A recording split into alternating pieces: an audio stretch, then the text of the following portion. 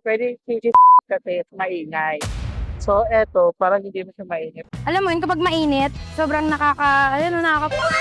ang tuyo lang siya ng pawis. Tsaka ang lamig niya. Hindi siya maingay pati. Tsaka magaan lang siya.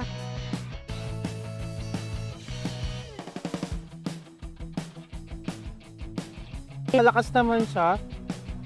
Pwede na sa biyahe, portable, tsaka sobrang magaan din, tsaka maliit lang. Okay lang siya, syempre magkakasya sa bag mo kaagad, di ba?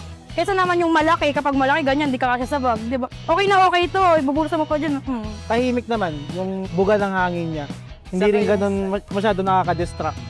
Unlike sa ibang di ba, yung mga nabibili lang sa bangketa. Yes po. Medyo maingay kasi yun eh.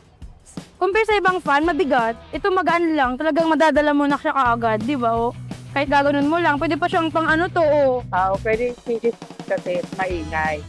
So, eto, parang hindi mo siya mainit. 100 Oo, malakas. Tsaka okay siya, hindi siya. Sa power bank din siya, if you don't know, dun sa main bed, meron siyang Type-C na cable yan. Pwede rin siya. Makompleto na pa siya lahat. Cute. May kulay ba to? May mga kulay ba to? Tsaka ang lamig niya. Hindi siya maingay pati. Tsaka magaan lang siya. Siya ganun kabigat, kagaya nung nauna kong pan. Deep po siya and small. And then, pwede siyang dalhin kahit saan and it's very convenient.